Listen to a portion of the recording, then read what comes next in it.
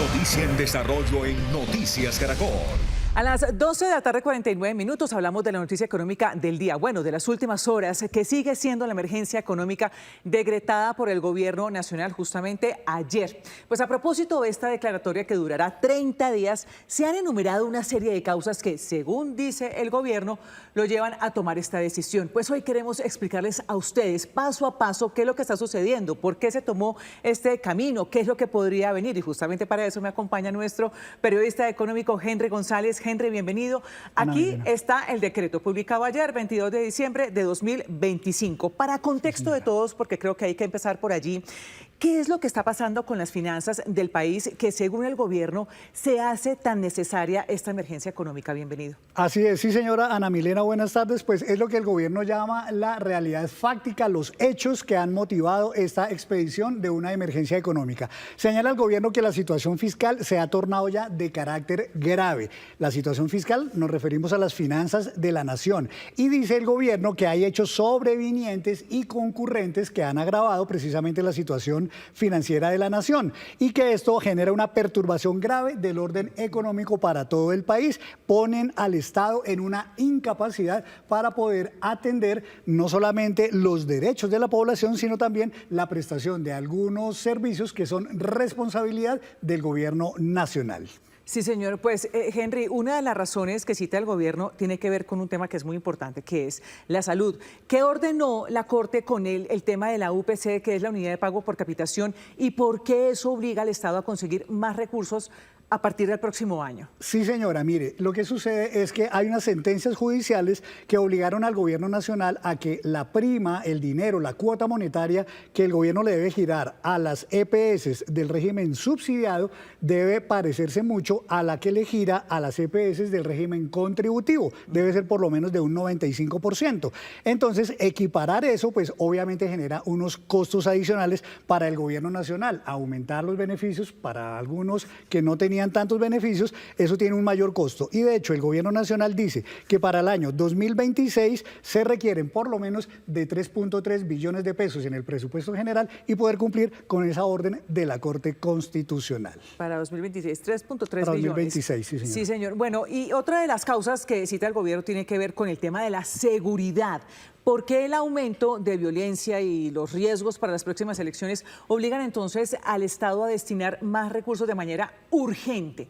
Pues mire, para nadie es un secreto todo lo que viene pasando en materia de orden público en el país. En el decreto del gobierno nacional cita, por ejemplo, casos concretos, los ataques recientes que se han presentado en el departamento del Cauca, en Cesar, en norte de Santander, y advierte que todo esto desafía la capacidad de respuesta del Estado para poder mantener el control en todo el territorio nacional. También invoca la situación electoral y dice que la seguridad de los candidatos hay que garantizarla y eso tiene un costo también. 1 billón de pesos por lo menos habría que girársele a la unidad de protección nacional para poder garantizar la seguridad de los candidatos, pero también a las fuerzas militares para poder tomar el control del territorio nacional como debe ser, se requeriría de unas dotaciones que valen 2.7 billones de pesos. Sí, aquí hay otro tema, Henry, ya usted lo va a poner ahí, que es la ley de financiamiento. ¿Por qué también, o sea, qué tan grave fue que no se aprobara la ley de financiamiento y que también nos lleve a esto? Pues mire, por segundo año consecutivo el gobierno presentó un presupuesto general para el siguiente año que estaba desfinanciado. El gobierno contaba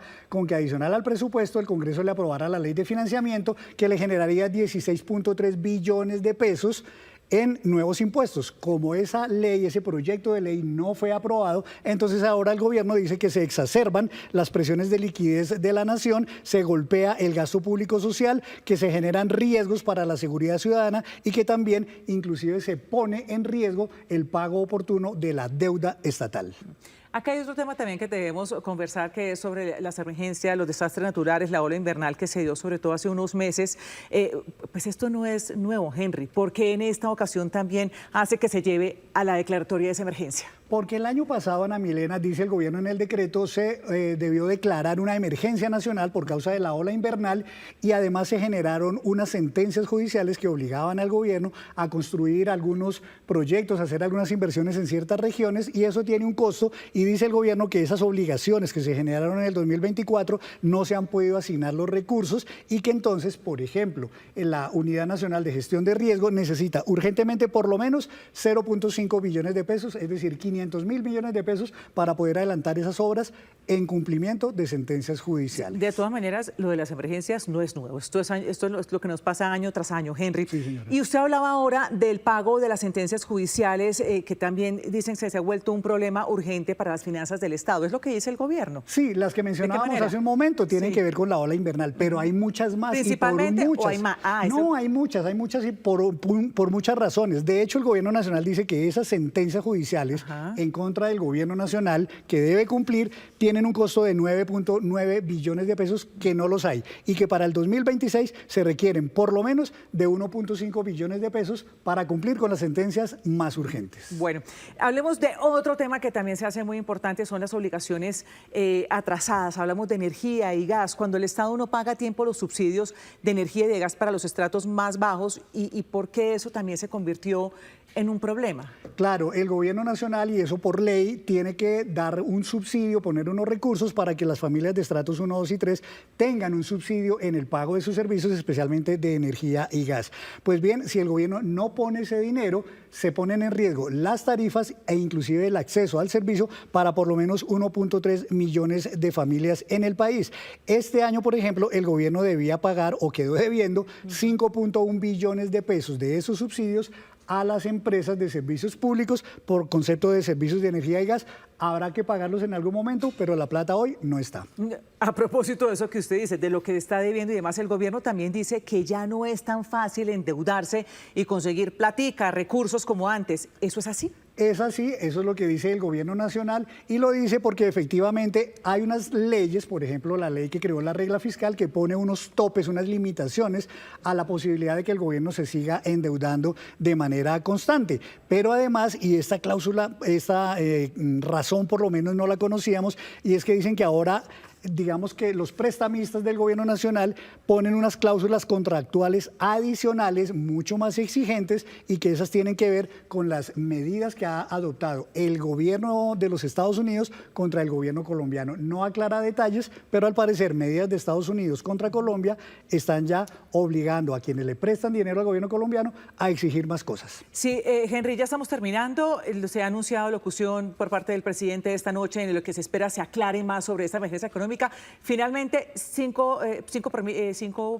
ya el 4 por mil no, sino 5 por mil, ¿sí o no? No, el gobierno, el ministro de Hacienda ha sido concreto en que definitivamente no habrá 5 por mil, que eso fue una especulación que nació por ahí, pero que no va a haber aumento del 4 por mil al 5 por mil. Bueno, Henry, pues muchísimas gracias siempre por sus luces, sus explicaciones. Lucía, ¿usted tiene más sobre este tema? Adelante. Ana Milena, pues precisamente sobre este mismo tema le preguntamos a expertos si la declaratoria de emergencia económica tiene una justificación real. Laura Rojas, usted habló con alguno de ellos. ¿Qué le dijeron? ¿Qué tal? Muy buenas tardes. Lo primero que hay que decir es que hay una avalancha de críticas por parte de economistas y analistas que dicen que el gobierno nacional lo que debe hacer más bien es recortar el gasto, apretarse el cinturón, como lo hace cualquier hogar colombiano. Si no están los ingresos, pues debe medir mejor sus gastos. Lo segundo es que dice que el gobierno nacional, esas razones que da para esa declaratoria de emergencia económica no tienen justificación. Lo veíamos muy bien hace unos minutos con nuestro editor económico que decía que las razones que dio el gobierno nacional sobre el aumento de los recursos para la salud, la no aprobación de la ley de financiamiento como la reforma tributaria y la billonaria deuda a los servicios públicos, pues en este momento no hay una justificación. Esto fue lo que dijo el exministro de Hacienda, inclusive del gobierno Petro, José Antonio Campo, y también uno de los analistas del Banco de Occidente.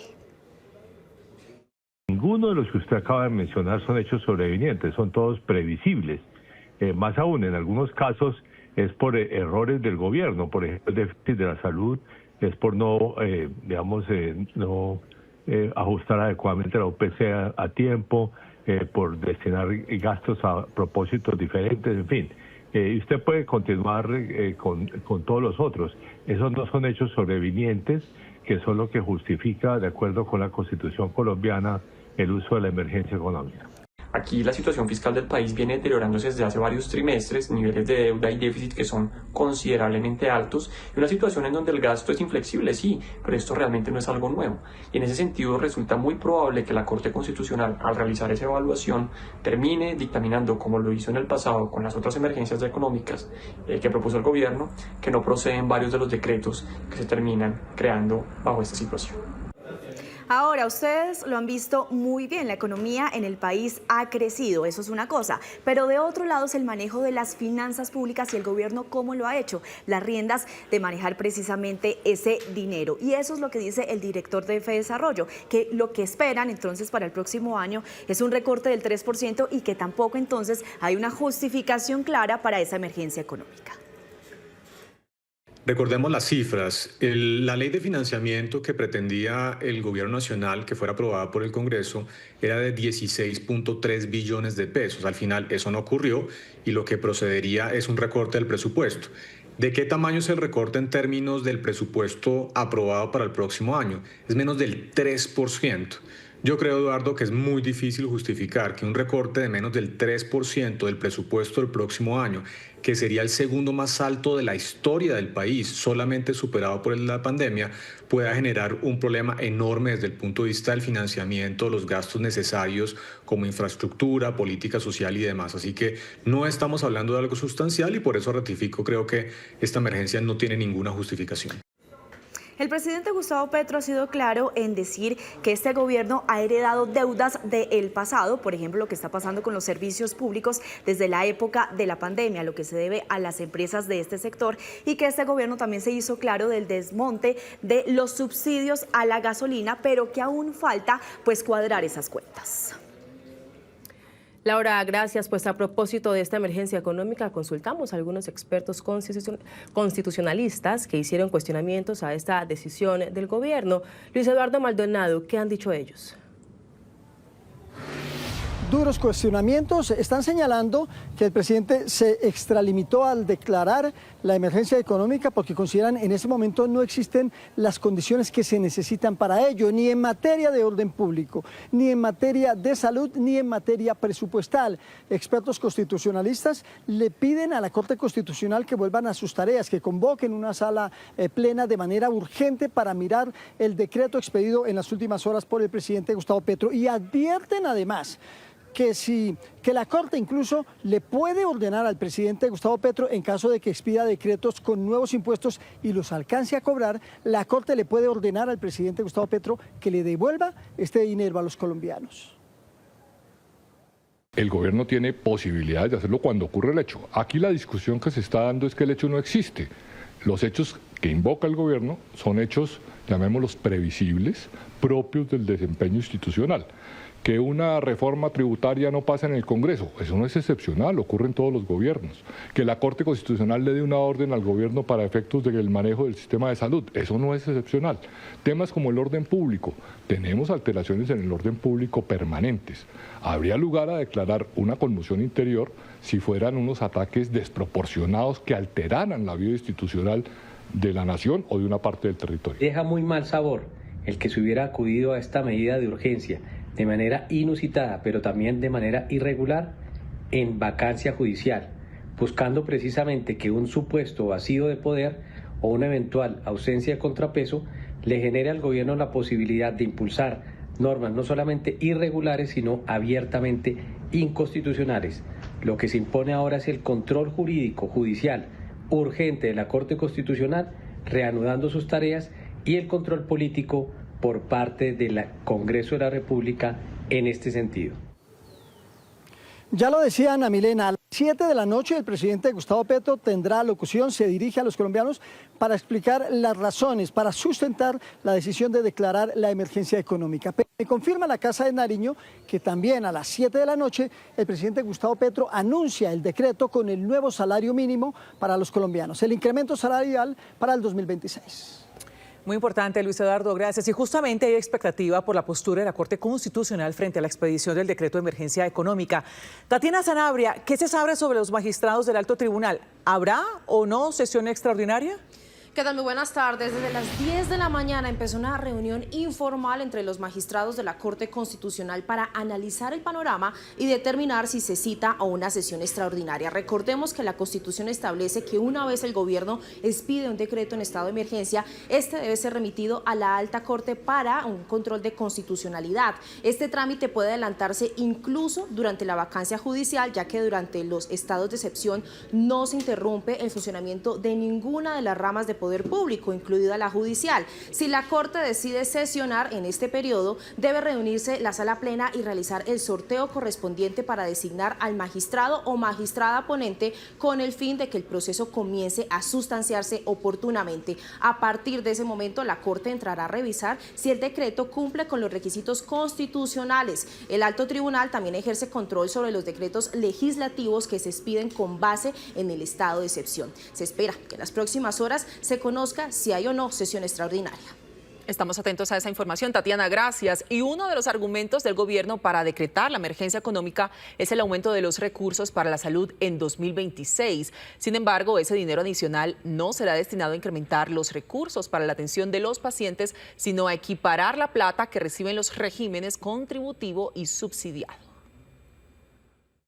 En el decreto de emergencia económica, el gobierno alega que hay un faltante de 3.3 billones de pesos para equiparar el dinero que le trasladan a la CPS del régimen subsidiado y contributivo. La orden de la Corte es igualar a un 95% el régimen subsidiado, que estaba por debajo del 88%, anuncio que se hizo la semana pasada.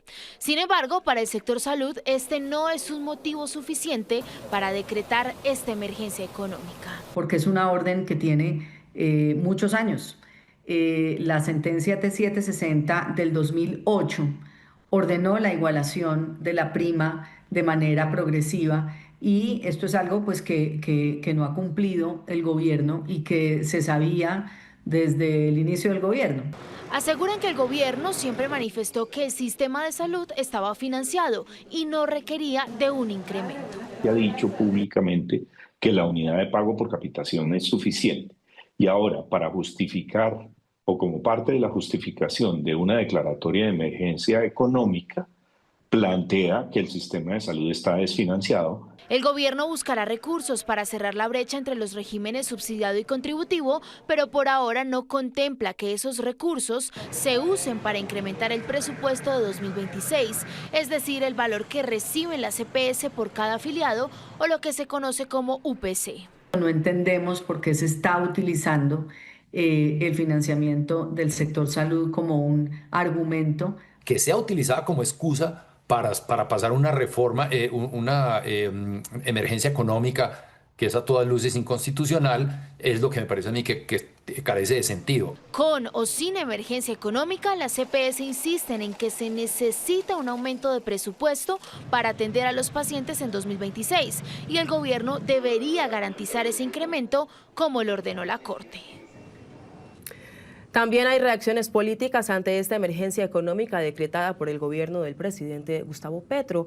Juan David Ríos, usted conversó con candidatos presidenciales. ¿Qué le dijeron? Buenas tardes. Hola, buenas tardes. Mire, averiguamos, por supuesto, de diferentes orillas políticas, desde el lado de los partidos de gobierno, por supuesto, el candidato Iván Cepeda, que representa a la continuidad para el próximo periodo. Dice el candidato que es responsabilidad, por supuesto, del Congreso no darle continuidad, de aprobar una ley de financiamiento, pero no tener una reforma tributaria, que es necesaria, mientras que del sector de la derecha argumentan que no es un hecho sobreviniente, que el presidente Gustavo Petro se está extralimitando, por supuesto, en las acciones que tiene para poder decretar esta emergencia económica. Esto fue lo que dijeron los candidatos. El Congreso había asumido el compromiso de votar una ley de financiamiento como parte del presupuesto general de la Nación. Ha incumplido ese compromiso. Y ese compromiso debe cumplirse. ¿Por qué? Porque esos recursos se requieren para atender asuntos que son precisamente de orden constitucional. No se justifica. Es más bien un decreto con tinte electoral. ¿Por qué?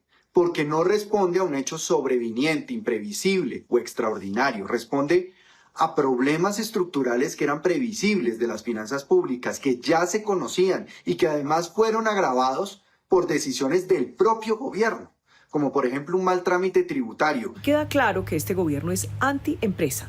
Con el impuesto al patrimonio, las empresas quedan del todo asfixiadas, porque los niveles de recaudo tributario para ellas hoy son altísimos. Hay mucho más.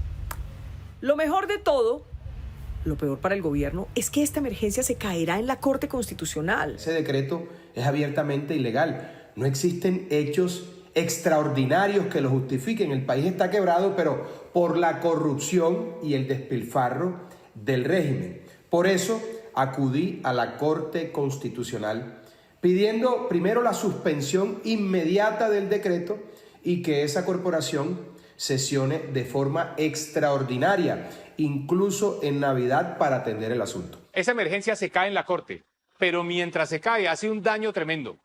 Debemos cerrar filas los colombianos, no a la emergencia económica. Esa emergencia se resuelve de una manera muy sencilla. El gobierno tiene que recortar el gasto, punto. No es otra opción. No le aprobaron una reforma tributaria, no se meta con un atajo, con una emergencia económica. Simplemente recorte el presupuesto del año entrante. Dejar que un gobierno siga atropellando la ley. Las emergencias económicas son cuando pasa un hecho que usted no podía predecir. Sí, es una emergencia. Hay un terremoto, hay una inundación, hay un COVID. Pero aquí no ha habido nada. Aquí lo que es un gobierno derrochón, con falta de disciplina fiscal, que entre otras cosas no le alcanza ninguna plata, porque acaba de sacar unos bonos por 23 billones de pesos. Lo único que está pasando es que el gobierno está gastando de manera desbordada, endeudándonos, y hay abiertos casos de corrupción en el gobierno.